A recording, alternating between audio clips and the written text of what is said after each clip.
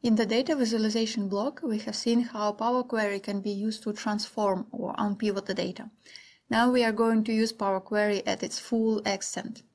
In this video, we are going to create a watch list that gets data directly from the internet, and in order to update it, we need just to click refresh button. So let's have a look in here. We have Netflix and Facebook shares, some info about them. And we can clearly see that over last year we could get rich on Netflix stocks, but it's also pretty risky investment because profit margin is very low and debt to equity ratio is pretty high. So it's a growing company, invest, but keep an eye on it. Facebook, on the contrary, is a value company with big market capitalization. It has also a high profit margin and low debt to equity ratio, but the return is not doing that great also. Maybe without any catastrophe happening, in a several year span, it would be a good investment. Historical price chart would be good here also to see how it develops over time. Last time I updated these graphs was about a week ago, so let's see what happens now. Just a refresh and all the data gets updated. Yeah, so Facebook return is a bit less negative now. Okay, let's make this watch list from scratch, creating a new file. Go to watch list. And the first thing we need to do is to get data from the internet. Let's go to Yahoo Finance.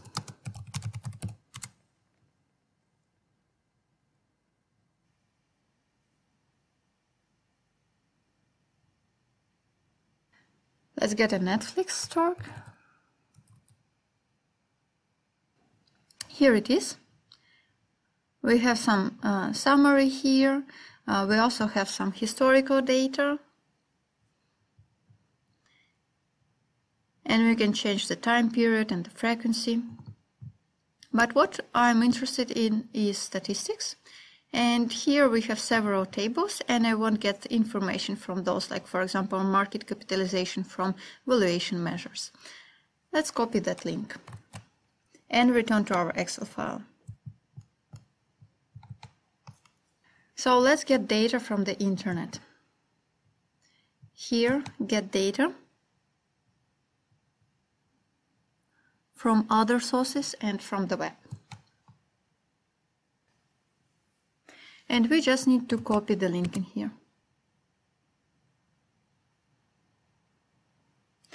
And Power Query automatically gets us all the tables it can find on the web page, and we can preview them. And we can select several of them to use. So, do we want balance sheet? Total debt to equity ratio? Profitability, profit margin, stock price history, 1 year return change, and one of these tables with market capitalization. Here it is. Okay, so we are getting 4 tables and want to transform them. Now we want to append these tables all together. Let's rename the first one. Call it value. Now we can create a new query by combining or appending all the queries. So practically we're just getting them one after another. And here we can use, we can choose several tables, and we want them all together. Okay. Here it is. Let's call it Netflix. And let's get all our tables related to Netflix in one group. Move to group, new group, Netflix. Save it. We want to save it, but we don't want to load it to the sheet. So here we choose Create Only Connection.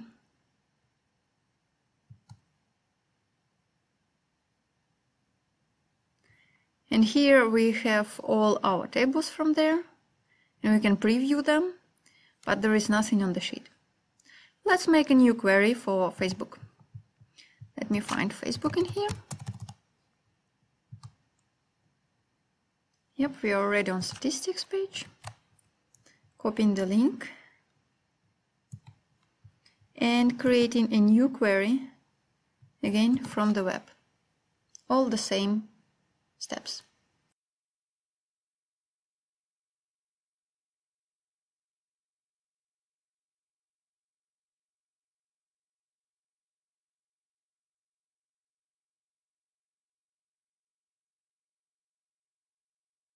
Now we have two tables, Facebook and Netflix, all the data, and we can merge them together. So a new query, combine, and now merge queries. And we want to choose Netflix and Facebook here. And in our case, we have one-to-one match. But when you're doing more complicated mergers, then be careful with this one, choose the right one. And we need to select the column that the Power Query will match. Ignore privacy level. Okay.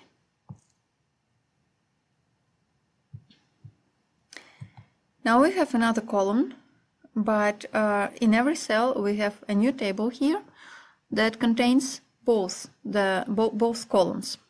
So what we need to expand that.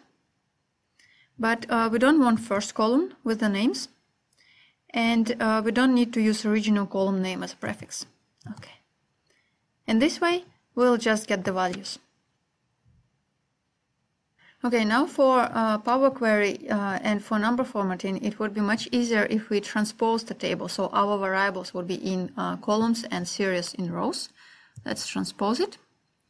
Yep, and now we need to promote the headers because headers are now a separate row, and it's as easy as this. Use first row as headers. Yep, and now let's delete the variables we don't want to have.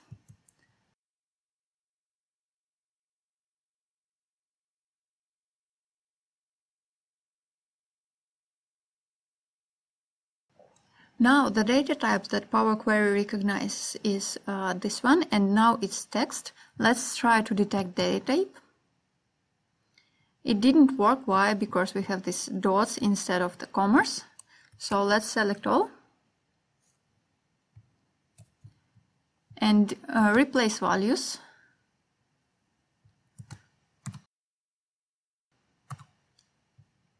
Dots to commas. Okay, and now also we have this B here, but since we are doing it just once, it's easier also to replace the values. But otherwise, you can create a custom column that treats these B's and M's. And now again detect the data type. Yep, and now we see that all the data types are detected properly. And also during this all transformations we have lost the series names, but again it would be easier for this case just to add them at the end. Now we can load the data to the sheet.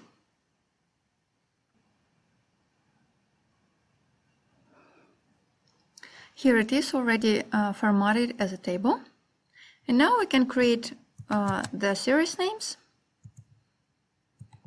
That was Netflix and Facebook.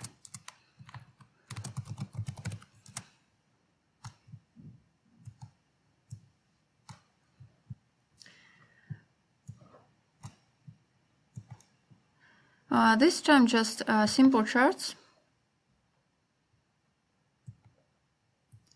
And yes, column chart would be just right enough for that.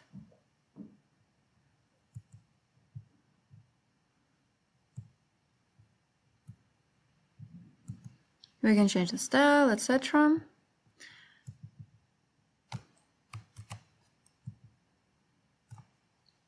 Then we can copy it to change the variables.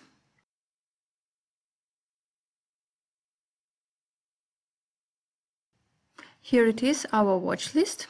And to make it look even better, we can select multiple charts and then align them. This could go to the right, for example, and these two to the top.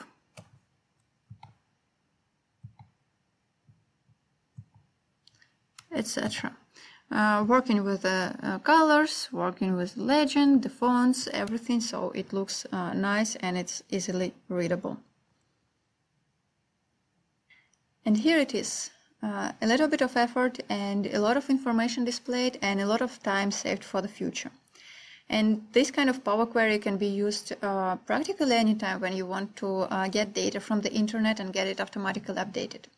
You can even get data from the Facebook on the likes of your posts. Apart from that, Power Query can be used for a lot of other different things. For example, if you have a very big data set and it doesn't fit Excel sheet, then you can use Power Query to load it to a data model and then load only connection to Excel and then work with your data by using pivot tables. Or also you can use Power Query to connect directly to some other databases. Or also Power Query is useful for consolidation of several files into one report, but about that in the next video.